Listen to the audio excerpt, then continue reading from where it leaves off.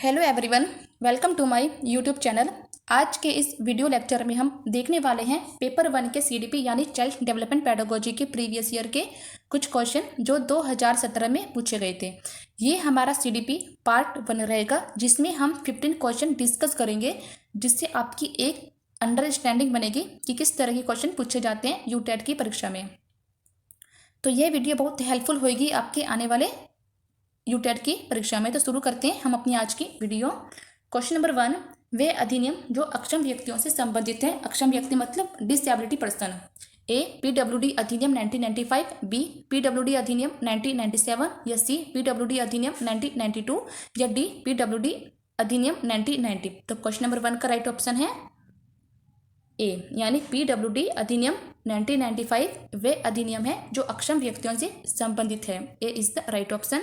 Question number 2, निम्नलिखित में से कौन सा पीयर ट्यूटरिंग शिक्षण तकनीक का भाग नहीं है। ए व्याख्या करना, बी पुनर्बलन, सी मॉडलिंग, या डी व्याख्या देना। तो क्वेश्चन नंबर 2 का राइट ऑप्शन है डी, यानी व्याख्यान देना पीयर ट्यूटरिंग शिक्षण तकनीक का भाग नहीं है।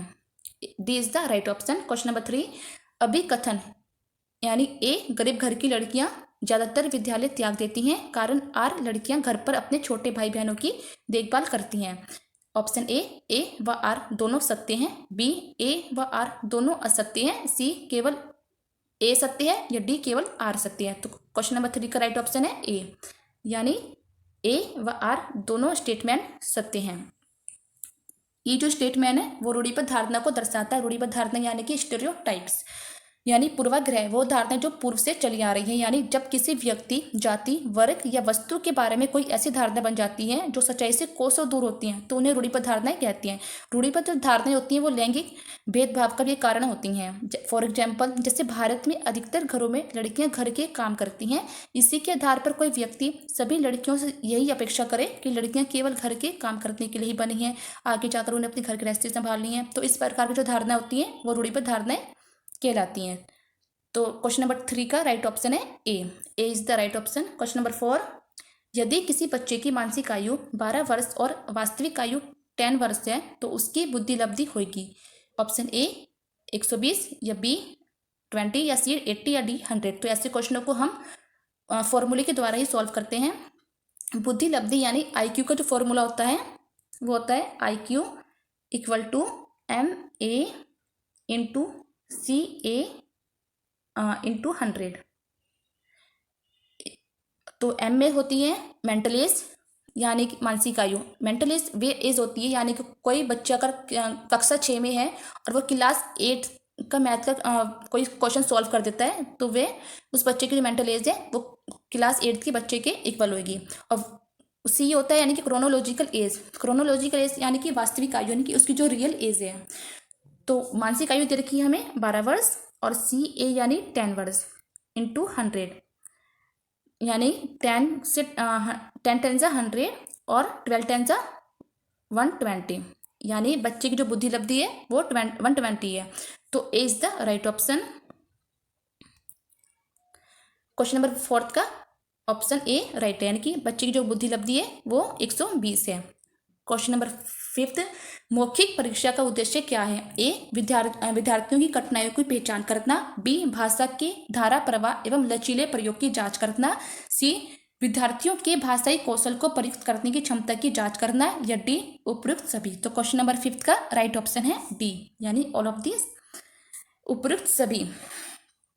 मौखिक जो परीक्षा का जो उद्देश्य है वो विद्यार्थियों की कठिनाई की पहचान करना, भाषा की धारा प्रवाह व लचीले प्रयोग की जांच करना, विद्यार्थी के भाषाई कौशल के प्रयुक्त करने की क्षमता की जांच करना, ये सभी मौखिक परीक्षा के उद्देश्य हैं। D is the right option. Question number 6, कक्षा 3 के विद्यार्थियों के लिए निम्न में से कौन सा शिक्षण का सबसे अच्छा माध्यम होगा। ए व्याख्यान विधि, बी सृजनात्मक क्रियाकलाप, सी समूह वार्तालाप, या डी प्रयोगशाला विधि। तो क्वेश्चन नंबर 6 का राइट ऑप्शन है बी, यानी सृजनात्मक क्रियाकलाप यानी creativity. B is the right option. जबकि व्याख्यान जो विधि होती है वो बड़ी क्लासों के लिए होती है, यानी कि ना कि छोटी क्लासों के लिए। तो इसमें क्वेश्चन नंबर 6 का राइट ऑप्शन है बी, यानी सृजनात्मक क्रियाकलाप, यानी जितने बच्चों को आप एक्टिविटीज कराएंगे कक्षा 3 के विद्यार्थियों के लिए वो सबसे उत्तम जो है शिक्षण विधि होगी। क्वेश्चन नंबर 7, निःशक्त बालकों की कक्षा के लिए प्रावधान किया जा सकता है? ए समाकलन द्वारा, बी मुख्य धारा में डालकर, या सी समावेशित कक्षा द्वारा, या डी इनमें से कोई नहीं। निःशक्त बालक यानी डिसेबल्ड जो विद्यार्थी होते हैं। क्वेश्चन नंबर 7 का राइट ऑप्शन है सी, यानी समावेशित शिक्षा द्वारा, यानी कि इंक्लूसिव एजुकेशन द्वारा निःशक्त बालकों की शिक्षा के लिए प्रावधान किया जा सकता है।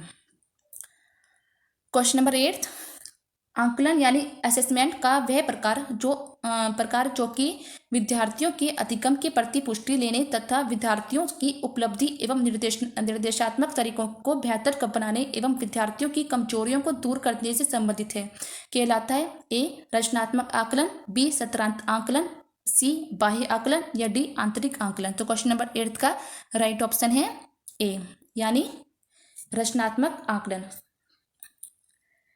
आंकलन का वह प्रकार जो कि विद्यार्थियों की अधिगम की प्रतिपुष्टि लेने तथा विद्यार्थियों की उपलब्धि एवं निर्देशात्मक तरीकों को बेहतर बनाने एवं विद्यार्थियों की कमजोरियों को दूर करने से रिलेटेड है, वे है रचनात्मक आंकलन, यानी कि फॉर्मेटिव एवल्यूशन या असेसमेंट। क्वेश्चन नंबर 9, संवेगी गत्यात्मक अवस्था में शिशु अपने वातावरण का अन्वेषण करता है? ए तार्किक चिंतन द्वारा, बी संवेगों एवं गत्यात्मक क्रिया द्वारा, या सी टेलीग्राफिक स्पीच द्वारा, या डी नैतिक निर्णय द्वारा। तो क्वेश्चन नंबर 9 का राइट ऑप्शन है बी, यानी संवेगों एवं गत्यात्मक क्रिया द्वारा जो शिशु है अपने वातावरण का अन्वेषण करता है। क्वेश्चन नंबर 10, विकास की किस अवस्था को गैंग एज कहा जाता है? ए बाल्यावस्था, बी प्रौढ़ावस्था, सी शैशवावस्था, या डी किशोरावस्था। तो क्वेश्चन नंबर 10 का राइट ऑप्शन है ए, यानी बाल्यावस्था को गैंग एज कहा जाता है। A is the right option.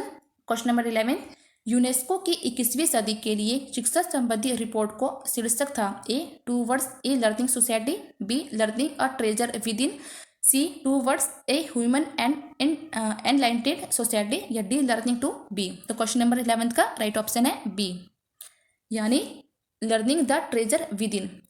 UNESCO की 21वीं सदी के लिए शिक्षा संबंधी रिपोर्ट का ये शीर्षक यानी टॉपिक था। B is the right option. Question number 12, शिक्षा की प्रक्रिया का कौन सा उपागम अधिगमकर्ता को केंद्र में रखता है, ना कि शिक्षक को? अधिगमकर्ता यानी कि लर्नर। ए सृजनात्मक उपागम, बी व्यवहारवादी उपागम, सी क्रियात्मक उपागम, या डी संरचनात्मक उपागम। तो क्वेश्चन नंबर 12 का राइट ऑप्शन है ए, यानी सृजनात्मक उपागम। शिक्षा प्रक्रिया का सृजनात्मक उपागम जो है अधिगमकर्ता को केंद्र में रखता है, ना कि शिक्षक को। सृजनात्मक उपागम मतलब creativity approach. A is the right option. Question number 13, अधिगम प्रभावित होता है? ए सामाजिक अंत्यक्रिया से, बी अंतर व्यक्तिक संपन्न से, या सी दूसरों से संप्रेषण से, या डी ये सभी। तो क्वेश्चन नंबर 13 का राइट ऑप्शन है डी, यानी ये सभी। सामाजिक अंत्यक्रिया, अंत व्यक्ति संबंध तथा दूसरों के संप्रेषण से अधिगम यानी लर्निंग जो है प्रभावित होती है। D is the right option. Question number 14, किसने कहा है कि बच्चे संसार में लैंग्वेज एक्विजिशन डिवाइस के साथ जन्म लेते हैं? ए नोम चॉम्स्की, बी वाइकोत्स्की, या सी जीन पियाजे, या डी ब्रूनर। तो क्वेश्चन नंबर 14 का राइट ऑप्शन है ए, यानी नोम चॉम्स्की। नोम चॉम्स्की ने कहा है कि बच्चे संसार में लैंग्वेज एक्विजिशन डिवाइस के साथ जन्म लेते हैं। A is the right option. Question number 15, CWSN बच्चों को पढ़ाने वाले शिक्षण हेतु कौन सी बैठक व्यवस्था आदर्शवाद है? ए गोलाकार बैठक व्यवस्था, बी यू आकार की बैठक अवस्था, या सी ए और बी दोनों, या डी पंक्तिवार बैठक अवस्था। तो क्वेश्चन नंबर 15 की राइट ऑप्शन है सी, यानी ए व बी दोनों, गोलाकार बैठक अवस्था और यू आकार की जो बैठक व्यवस्था है वो CWSN बच्चों को पढ़ाने वाले शिक्षक हेतु सबसे उत्तम यानी आदर्शवाद व्यवस्था है। तो सी इज द राइट ऑप्शन। ये थे हमारे आज के 15 क्वेश्चन। आपको मेरी आज की वीडियो कैसे लगी मुझे कमेंट्स करके जरूर बताना। Thanks for watching my video.